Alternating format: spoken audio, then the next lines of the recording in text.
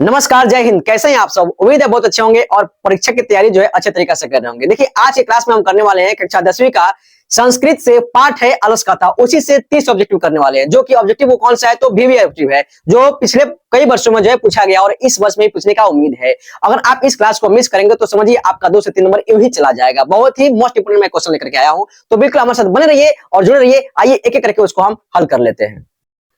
तो देखिए, पहला प्रश्न है, अलस कथा के रचनाकार कौन है? तो ऑप्शंस है विद्यापति, सूरदास, कालिदास और तुलसीदास। इसका रचनाकार जो है विद्यापति जी हैं। कौन है? विद्यापति। तो देखिए, दूसरा प्रश्न क्या कह रहा है, अलस कथा किस ग्रंथ से उद्धत है? ऑप्शंस है पुरुष परीक्षा, स्त्री परीक्षा, मानव परीक्षा और मकर परीक्षा। आप ध्यान में रखेंगे, ये होगा पुरुष परीक्षा, ठीक है ना। देखिए तीसरा नंबर प्रश्न है, अलस कथा कैसी कथा है? क्या बाल कथा है? क्या उसमें बच्चे लोग हैं? जी नहीं। हास्य कथा है? जी नहीं। धार्मिक कथा है? जी नहीं। ये है व्यंग्यात्मक कथा। क्या है? व्यंग्यात्मक कथा, ठीक है ना, ध्यान रखेंगे। देखिए नंबर 4, अलस कथा में किसका महत्व वर्णित है? मतलब किसका महत्व वर्णित है इसमें? तो क्या मानव गुण का, आलसी का, मित्र का या दुष्परिणाम का? तो इसमें जो है ना मानव गुण का, यानी मानव का क्या क्वालिटीज है, क्या गुण है, अच्छा है, बुरा है, आलसी है कि क्या, इसका जो है इसमें महत्व वर्णित किया गया। इसलिए इसका ऑप्शन होगा ए नंबर, मानव गुण, ठीक है। तो नंबर 5, आलसशाला में आग क्यों लगाई गई? आखिर आग क्यों लगाई गई? प्रश्न सॉरी। तो नंबर 5, आलसशाला में आग क्यों लगाई गई? क्या आलसियों को भगाने के लिए है, या आलसियों की परीक्षा लेने के लिए, या संपत्ति हड़पने हेतु, या इनमें से कोई नहीं? इसका सही आंसर जो होगा, आलसियों को क्या परीक्षा लेने के लिए, यानी आलसियों की परीक्षा। यहाँ पे की मैंने छोड़ दिया हुआ है, लिख लीजिएगा, आलसियों की परीक्षा लेने के लिए, है कि नहीं, उनको एग्जामिन करने के लिए कि आखिर वो भाग रहे हैं, क्या कर रहे हैं, क्या नहीं। वो लाग लग गया फिर भी वो उसी में पड़े हुए हैं ना। इतना लापरवाह भी नहीं होना चाहिए, इतने आलसी भी नहीं होना चाहिए इंसान को। देखिए, मैं एक बात कहना चाहूंगा आपसे कि आपके लिए जो है ना मैथ का इंपॉर्टेंट अपने जो चैप्टर्स है, ट्रिग्नोमेट्री है, बहुपद है, एपी है, सबको जो है इसका प्लेलिस्ट बना करके ऐड कर दिया गया इसके डिस्क्रिप्शन में, या हमारे चैनल पर जाकर के आप देख सकते हैं प्लेलिस्ट के थ्रू, ठीक है ना। बहुत सारा चीज इसमें बताया गया आपको, आप वहां से क्लास भी करते रहिए, है कि नहीं। देखिए आगे, अलसशाला में आग लगने पर भी कितने लोग नहीं भागे? कितने लोग नहीं भागे? क्या 3, क्या 5, क्या 4, क्या 6? नहीं, ये 4 लोग नहीं भागे जो आलसी थे। ध्यान रखिएगा इस चीज को, ठीक है ना, बहुत ही आसान है। नंबर 7, तक्यर्ते यदस्मिन् गृहे अग्नि लर्गनास्ति, किस आलसी की उक्ति है? ये लिखा हुआ है अग्नि लर्गनो अस्ति, ठीक है ना। किसकी, मतलब किस आलसी की उक्ति है? क्या प्रथम, क्या द्वितीय, क्या तृतीय, क्या चतुर्थ? ये है दूसरा आलसी का। क्या है? दूसरा आलसी का, द्वितीय आलसी। द्वितीय आलसी जो है बात बोला है, ठीक है ना। देखिए आगे, नंबर 8वां देखिएगा, आलसियों के सुख देखकर कौन बनावटी आलस दिखाकर भोजन ग्रहण करने लगे? कौन? क्या चोर, क्या महात्मा, क्या धूर्त आलसी, क्या शिष्य? अरे भाई, धूर्त आलसी, एकदम आलसियों में आलसी था वो, है कि नहीं, धूर्त आलसी, ध्यान रखिएगा, ठीक बाबू। देखिए नंबर 9, पहला आलसी क्या बोला? कैसा हल्ला हो रहा है? क्यों रो रहे हैं? झगड़ा हो रहा है? धर्म हो? अरे वो क्या बोल रहा है? तो कैसा हल्ला हो रहा है बोल रहा है। पहला आलसी बोला है कैसा हल्ला हो रहा है, वो तो आग लगी पड़ी थी, बताओ, पूछा है कैसा हल्ला हो रहा है। नंबर 10, चारों आलसियों को कैसे बाहर किया गया? क्या पैर पकड़कर, क्या हाथ पकड़कर, क्या केस पकड़कर, क्या बाह पकड़कर? जी नहीं, सबको जो है केस पकड़ के खींच करके बाहर निकाला गया। ध्यान रखिएगा, इसका ऑप्शन नंबर क्या होगा? सी होगा, ठीक है।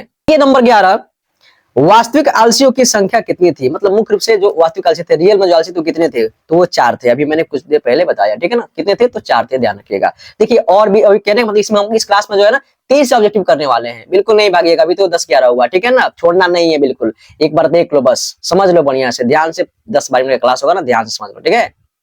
देखो नंबर 12, नीतिकार आलस्य को क्या मानते हैं? मतलब आलस्य को क्या मानते हैं? क्या गुण? आलस्य कोई गुण है भाई? शत्रु, मित्र, धर्म? नहीं, शत्रु है, सबसे बड़ा शत्रु आलस है। अगर आपको आलस हो जाएगा ना, कोई काम नहीं करने देगा आपको, है कि नहीं। देखिए नंबर 13, सबसे बड़ा शत्रु कौन है?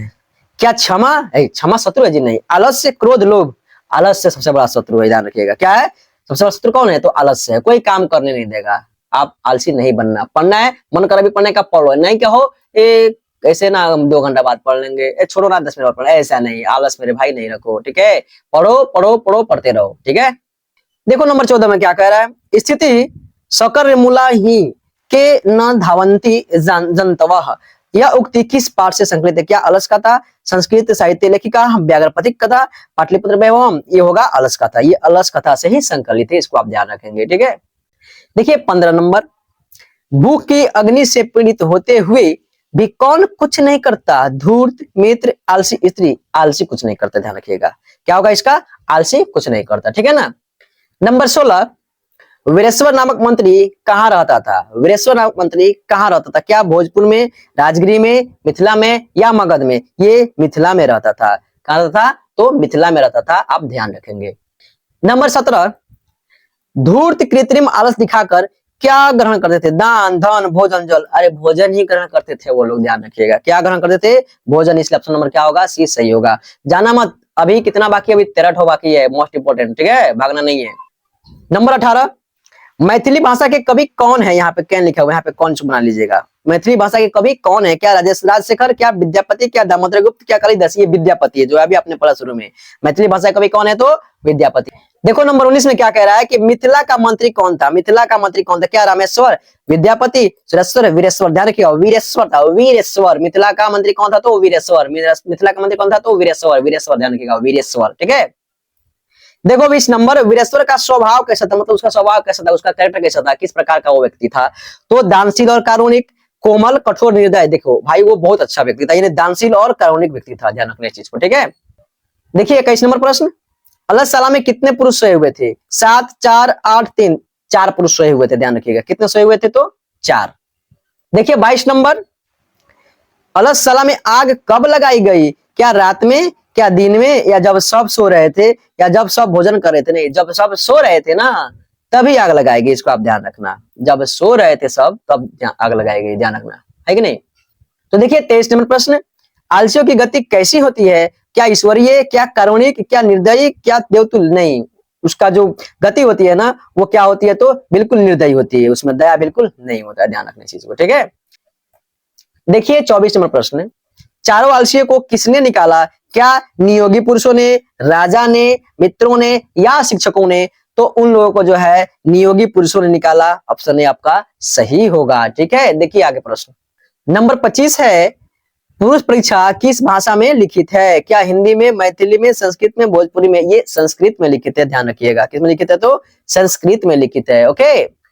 नंबर 26, विद्यापति कौन थे? विद्यापति कौन थे? क्या लेखक थे, या निबंधकार थे, या मैथिली कवि थे, या पत्रकार थे? अभी हमने 2-3 प्रश्न में इनका नाम चर्चा किया हुआ है और कभी भी बताया गया है इसमें। आप एक काम करें, आप इसका कमेंट फटाफट करो, अभी करो जल्दी, 2 सेकंड में करो, फटाफट करो, जल्दी जल्दी। Option A, option B, option C, option D, कौन सा होगा? जल्दी फटाफट कमेंट करो। हाँ ठीक है, देखो ऐसा ना करो, गलत कमेंट नहीं करो। हाँ कुछ लोग का सही है, ठीक है। इसका जो आंसर होगा मैथिली कवि होगा। क्या होगा? मैथिली कवि होगा, ठीक है।